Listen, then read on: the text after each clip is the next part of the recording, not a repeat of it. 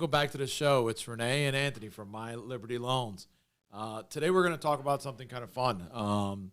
It is about investment properties. We've been getting a lot of calls on it, and with the real estate market going the way it is, there are some really good investment products for rentals. So we're going to talk about some different type of loans that are available, and see if you guys have any questions, and we can absolutely answer you guys in the comments down below. So check it out. We got a pretty good show. So Anthony, we got investment properties. I know you've been on the phone with some of your guys, and we've been talking a little bit about them and what's available for I would say right the now. first most common question that most either new investors or seasoned investor has is, what's my down payment requirement, right? So in order to get into purchasing investment properties, gone are the days where you can purchase an investment property with 5% or 10% down. So minimum standard across the industry at this point, as of today, is 20% down. As you start getting into multi-family properties, 2 units, 3 units, 4 units or more, those down payment requirements start to increase. In addition to having down payment, the banks also want to see that you have reserves in the account. So they want to make sure that you're not broke as soon as you close on the property. They want to see that there's money in the account in the event that you don't get a tenant right away. Possibly the tenant leaves. Maybe you have an eviction moratorium and people don't need to pay their rent. Things happen, things change. So that being said, it's just not 20%, that's it. It's 20% plus your closing costs, as well as having some money in the bank left over. And those reserves can be in retirement accounts. It doesn't need to be liquid sitting in your checking account. It just needs to be accessible money that you can get your hands on. But one thing, what would you say? I mean, a qualified investor comes in and says, I want to get this property. You're looking for 2 to 3 months reserves in there, or is it more? It's a little bit more. Yeah. Typically, it's 3 months on the property they're buying, 6 months on some of the other properties that they have. And it does vary between lender to lender. So there is some flexibility there with the reserve requirement. And again, depends on the loan program that you're going with, depends on the if you were going conventional, how those DU findings come back based on the borrower, based on whether we can show rental income coming to the accounts or not. So there's no real constant right now on that. But again, your rule of thumb is, even if it's not a lender requirement, for yourself to make sure you don't get yourself into a financial situation, you need to make sure that you have typically 3 to 6 months for each property. Let's say you have a hurricane and the house has no power, or the people can't pay the rent, or you have a tenant issue where they're not going to pay the rent, or the AC breaks, or something to that regard, where there's a management aspect to the property that you need to address. You want to make sure that that money is there for those repairs, for fixing, or whatever it is. So again, when you're buying multiple properties, it's not a downside to have additional cash in the account to address those issues. Right. No, I mean, listen, and that's been a big thing. I mean, we had a client this morning just come in, and he's buying multiple properties, and we were just talking about that. That's why today's show is this, what you're looking for. Now, there's also other loans called DSCR, which is getting really popular, debt service coverage ratio. Those are great loans that you can go ahead and into, and when somebody's buying multiple properties, they're using the income of that property to kind of nest egg that. Those programs work extremely well for investors that have a lot of properties. So another question is, well, how many properties with Fannie Mae or Freddie Mac can I have? The answer to that is 10, not 4. 4 is a lender overlay, okay? Fannie Mae and Freddie Mac will both allow 10 finance properties. When you start getting beyond 10, or when you start getting to a point where you want to close in an LLC, Fannie Mae, Freddie Mac will not close in an LLC.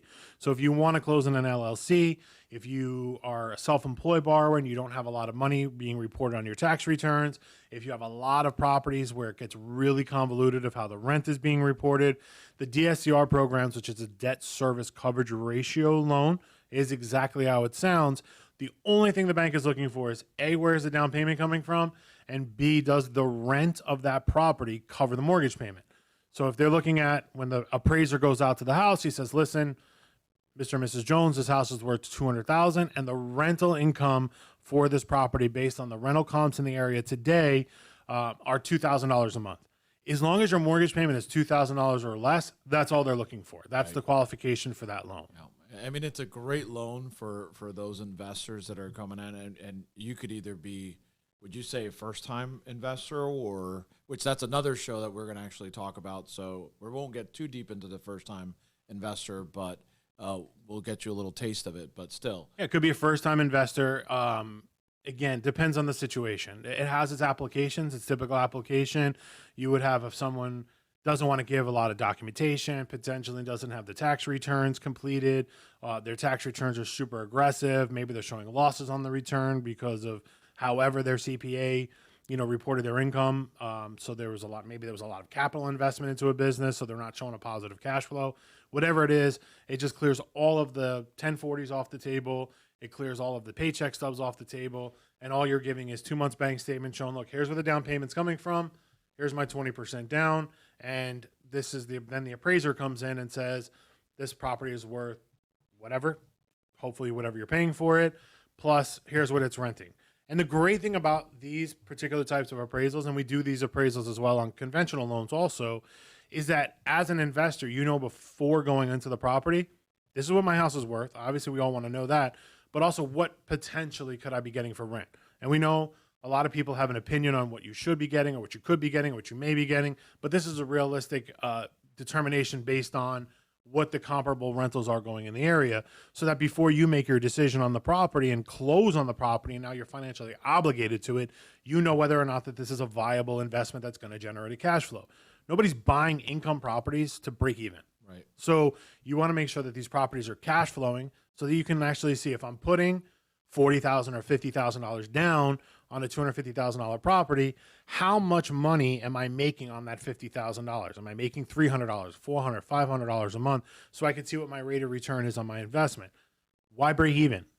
Right. That's not an investment. Not So an investment. there are properties in the areas or in other areas that you can purchase that will cash flow, that will make a decent rate of return. And if you're not living in it, that's again another thing for the other shows, is to take the emotion out of it, and it's strictly black and white numbers. It's ones and zeros. Business and bottom line dollars. That's it. That's what it boils down to. Is it needs to make financial sense. It needs to be profitable. It needs to have a cash flow. And if you're not checking those boxes, then it's not an investment property. It's not an investment. Right. I mean, we're seeing a lot of those YouTube investor guys that are saying, leverage rent, this. Rent, repeat. You know what I mean? And it's, it sounds great on paper, and it's a lot more involved, but that's a whole different ball game. You know what I mean? These guys have been doing it for a long time. They're using hard money loans. I mean, to get through there. You can only pull out a certain amount of cash out of every property. Right. So if you're putting a certain amount of money down today, in order to be able to pull cash out of a property, that property has to appreciate. You can't squeeze water out of a stone. So if you're buying a property and putting a limited amount of money down on it, and you're only in that house for 6 months or 8 months or 10 months, how much is that property really appreciating? There'll be some deals that you may have, but you can only borrow 80% of a property to take cash out of it. So how much does that property really have to appreciate? And we very often have people come in and we hear them repeating those things, right? Right. I saw this video. I'm going to buy this. 6 months, I'm going to cash out all my money out of it. Plus, I'm going to go put it down. Doesn't work that way. There needs to be equity there to get out of, and there are program, guidelines and stipulations that you need to abide by. And it's not me. It's not Rene. Obviously, we love to do loans, but there have to be viable loans. Like, you can't put 3.5% down, the property appraises 5% and pull 20% out of it. Yeah. It just doesn't work. Yeah. So we're going to get into a lot of these topics and questions and in other shows.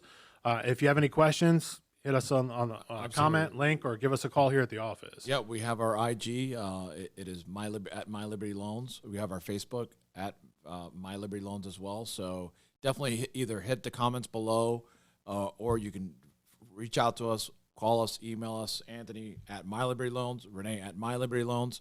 Have a great day. Oh, I'm sorry. Have a great day. Bye. Bye.